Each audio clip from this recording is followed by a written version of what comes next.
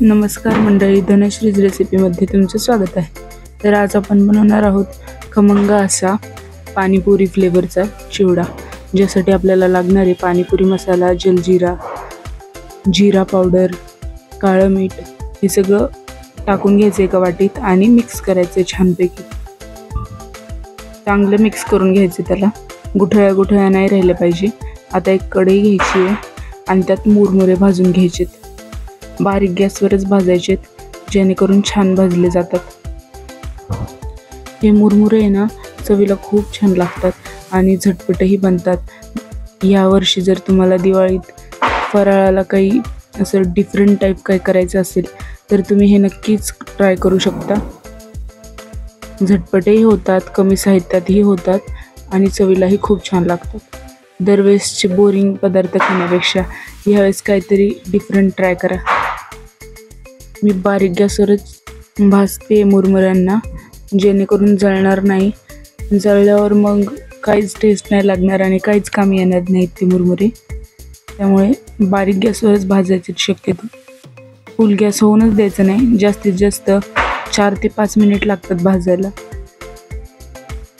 आपले मुरमुरे आहे ना, छानपैकी असे भाजलेले गेलेले तुम्ही बघू शकता। असे ट्राय करायचे, तुम्हाला जर कळत नसेल कसे भाजायचे तर। आता दुसरीकडे मी घेतलंय कढईत तेल तापल्यावर इथं आपण सगळं घेऊया। इथं कोथिंबीर घ्यायची आहे, मिरची घ्यायची आहे, कढीपत्ता आणि पुदिनाही घ्यायचा आहे। आता तेल गरम झालेलं आहे, आता तळून घेऊया आपण एक एक करत। पहिल्यांदा मी कोथिंबीर टाकलेली आहे। फुल गॅसवर तळलं तरीही चालेल, बारीक गॅसवर तळलं तरीही चालेल, जास्त वेळ लागत नाही। टाकल्यावर फक्त 1 ते 2 मिनिट ठेवायचं आणि असं परतत राहायचं आणि काढून घ्यायचे। मी शक्यतो फुलच गॅस ठेवलाय, नाहीतर मीडियम ठेवायचं। अशा प्रकारे तळायचे छानपैकी आणि ना असे सगळे काढून घ्यायचे आणि त्याचं तेल निथळून घ्यायचे। आता कढीपत्ता भाजते मी, कढीपत्ता पण भाजून काढून घ्यायचा आहे। आणि आता मिरची टाकते मी, मिरची पण भाजून काढून घ्यायची आहे। अशा प्रकारे तेल निथळायचे। आता शेंगदाणे ऑप्शनेबल आहेत, तुम्हाला आवडत असतील तर टाका, नाही टाकले तरीही सुद्धा चालतं, तसेही खूप छान लागतात। पण तुमच्या घरात कुणाला चालत नसेल तर तुम्ही तसं टाकू शकता शेंगदाणे। आणि विदाऊट शेंगदाणे जर तुम्हाला चालत असेल तर तुम्ही विदाऊट शेंगदाणेच करा, कारण की ते खूप छान लागतात। अशा प्रकारे तळून घेतलेले मी, फुल गॅसवरच तळलंय सगळं। फक्त शेंगदाणे भाजताना 1 ते 2 मिनिट गॅस बारीक करायचा आहे आणि असं प्रकारे काढून घ्यायचे सगळे शेंगदाणे। मी काढून घेतलेले। आता मुरमुरे हे आहेत ना, खूप छान लागतात चवीला आणि काही वेगळं असं किंवा मुलांना काही घरातलं खायचं बोर झालं असेल तर तुम्ही ते ट्राय करू शकता। आता माझे शेंगदाणे भाजून झालेले, आता आपण हे मुरमुऱ्यामध्ये टाकू। भाजलेले मुरमुरे असतात ना, त्यात टाकायचे आणि ह्यात आता आलू भुजिया टाकून घ्यायचे। आलू भुजिया हे टाकणं गरजेचं आहे। हे नाही टाकलं तर तुम्ही ती बारीक शेव असते ती टाकू शकता किंवा काठी शेव असते ती टाकू शकता, पण शक्यतो आलू भुजियाच टाका, कारण की त्याची टेस्टसुद्धा उतरते त्यात आणि असं वेगळी अशी टेस्ट लागते त्यात। तुम्ही बघू शकता सगळं मिक्स करून घेतले मी। आणि तुम्ही जर चॅनलवर नवीन असाल तर सबस्क्राईब नक्कीच करा।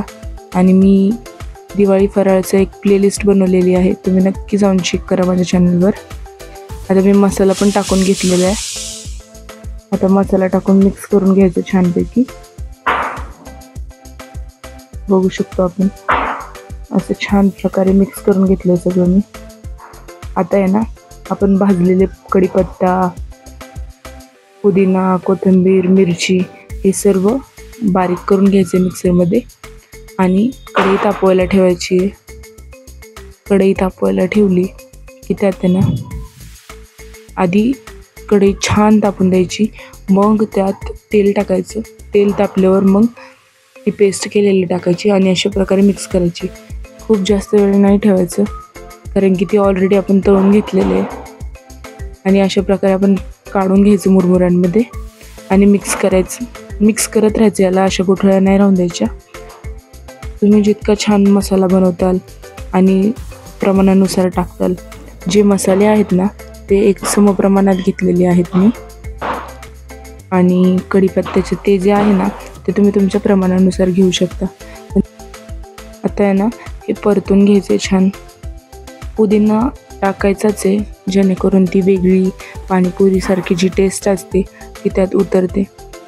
आणि हा चिवडा तुम्हाला आवडला असेल तर कमेंटमध्ये नक्की सांगा कसा वाटला. आणि ट्राय पण नक्की करा या दिवाळीला. किंवा तुमच्या मुलांच्या टिफिनला, जी मुलं नखरे करतात हे नाही खायचं ते नाही खायचं, तुम्ही हे नक्की ट्राय करा त्यांना देऊन. आणि पार्टीला वगैरे असं काही युनिक असं करायचं असेल तुम्हाला तर तुम्ही हे नक्की ट्राय करू शकता. चवीला खूप छान लागतात हे आणि खूप खूप लवकर संपतात. हे छान मिक्स करून घ्यायचेत. तो मसाल्याची चव छान उतरली पाहिजे त्या. तुम्ही कोथिंबीर, पुदिना, मिरची, कढीपत्ता तुमच्या टेस्टनुसार टाकू शकता. कोथिंबीर जास्त टाकलं तरीही चांगले आणि कढीपत्ता थोडासा जास्तच टाकायचा जेणेकरून टेस्ट छान येते कढीपत्त्याची सुद्धा. आणि कोथिंबीर जास्त टाकल्याने कलर पण छान येतो. मी थोडीशी कमी टाकलेली आहे. तुम्ही तुमच्या प्रमाणानुसार घेऊ शकता. पावशेर करायचं असेल तर तुम्ही कमी घेऊ शकता आणि अर्धा किलो करायचं असेल तर त्याच्यापेक्षा अर्धा घेऊ शकता. तुम्हाला प्रमाण पाहिजे असेल तर कमेंट्समध्ये नक्की सांगा आणि रेसिपी नक्की ट्राय करा. धन्यवाद.